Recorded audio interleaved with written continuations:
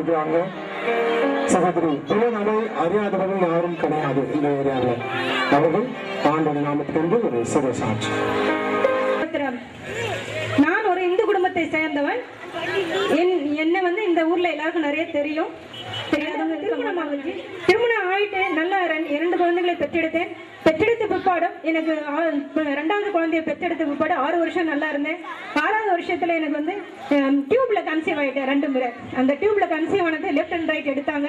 அப்போ நான் 28 டேஸ் எனக்கு ட்ரெஸ் மட்டும் சர்ச்சையில நான் உன்னை பயப்பட மாட்டேன் என்ற பாட்டின் மூலமா நான் அங்க என்னையே நான் அறியாம அபிஷேகத்துல நிரம்பி நான் உன்னை திக்கட்டுள்ள விட உங்களிடத்தில் வருவேன் என்ற வாக்கு தத்தின்படி யோவான் 14:18 படி நான் உன்னை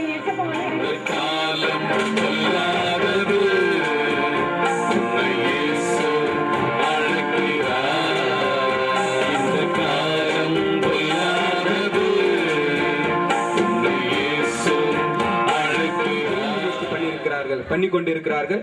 அவர் ஜெயில் கைதிகளை சொல்லி அவர்களுக்கு சத்தியத்தை எடுத்து சொல்லி அவர் ஆண்டவருடைய வழியிலே நடத்தி கொண்டிருக்கிற அருமையான சகோதரர் ஸ்டீபன் பால் அவர்களை மேடைக்கு அழைத்து இந்த காணிக்கையாக ஜெபிக்கும்படியாக கேட்டுக்கொள்கிறேன். நம்மோடு வாழ்ந்தவரும் வாழ்ந்து மரித்தவரும் மரித்து உயிர் தெழுந்தவரும் மறுபடியும் வருகின்றவரும் மரித்த பரிசுத்தவான்களும் உயிரோடு உள்ள பரிசுத்தவான்களை மறுரூபமாக்கப்பட்டு இந்த வானத்துக்கு பூமிக்கு நடுவிலே நியாயாதிபதியாக அமர்ந்து ஜீவ புஸ்தகங்களை திறந்து நம் எல்லோரையும் பரலோக ராஜ்யத்துக்கு அழைத்து செல்ல பிதாவின் வலதுபுறத்திலே அமர்ந்திருக்கும் தேனிலும் மதுரமான நாமமான நசரத்தின் இயேசுவின் நாமத்துல உங்கள் எல்லோருக்கும் வணக்கத்தை தெரிவித்துக் கொள்கிறேன்.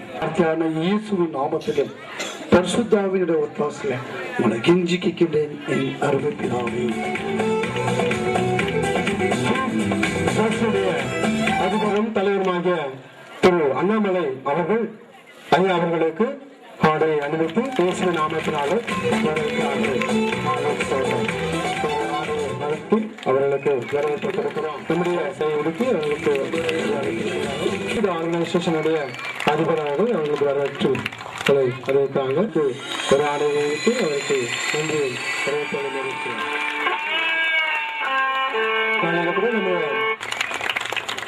ஜனாதிமலை அடிவாரம் நன்றி ஐயா.